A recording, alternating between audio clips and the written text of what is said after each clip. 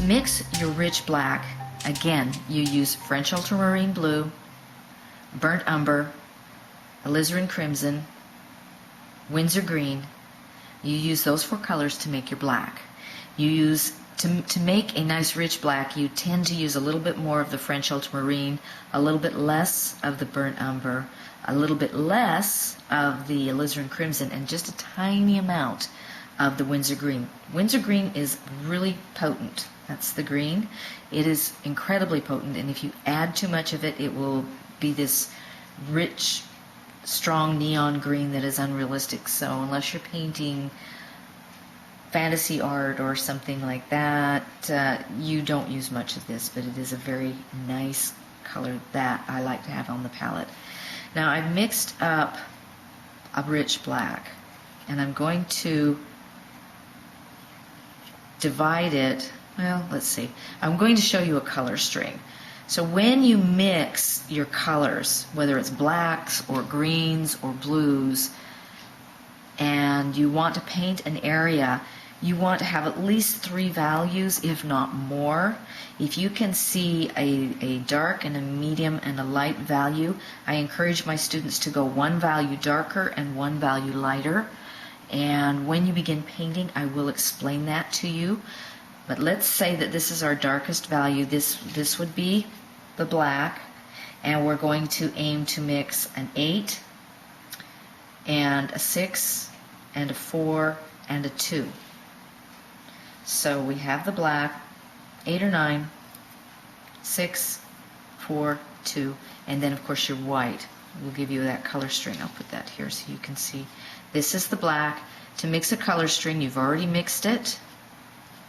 You're going to take a little bit of it down here, just below it, wipe it off, get some white in this case. Generally you lighten your color string with either white or yellow. Sometimes you adjust them with other colors. And I know that the color on the film, on the camera, and on your monitor may be different than what I see here in the lighting in the studio. And you can see it's that white's wanting to stick to my palette knife. Okay, so we're kind of close. This is a warmer gray. This one is warmer, this one is cooler, but it is close. Then I take a section of that one, bring it down again, and of course add another chunk of white.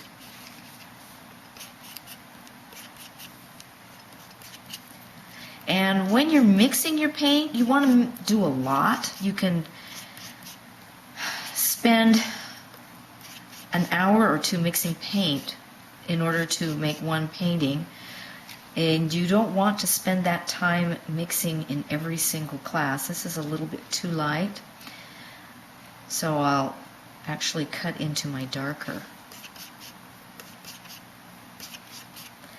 And at this point, rather than necessarily matching a grayscale, you would be matching the colors and values that are in your painting.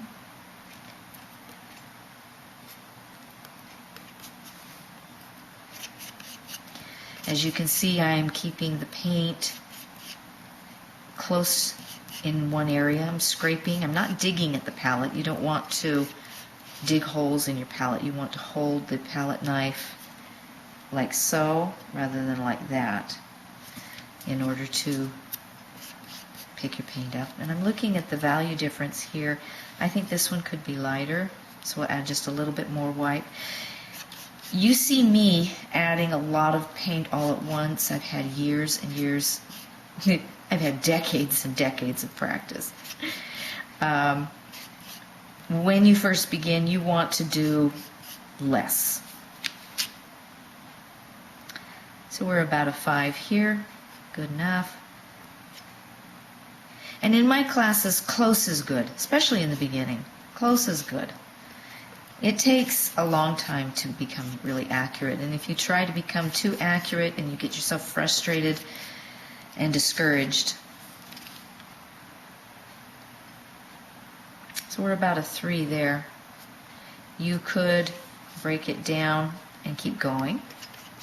depending on the painting. And usually the very last one, if I want something really light, I don't take anything extra than what's already on my knife,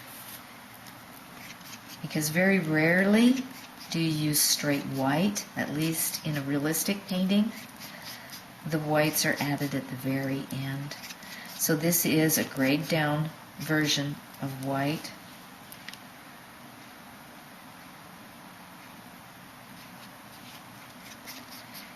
Or a dirty white. Scrape your pile together, it'll stay moist longer. Wipe your palette knife, and here you have a color stream.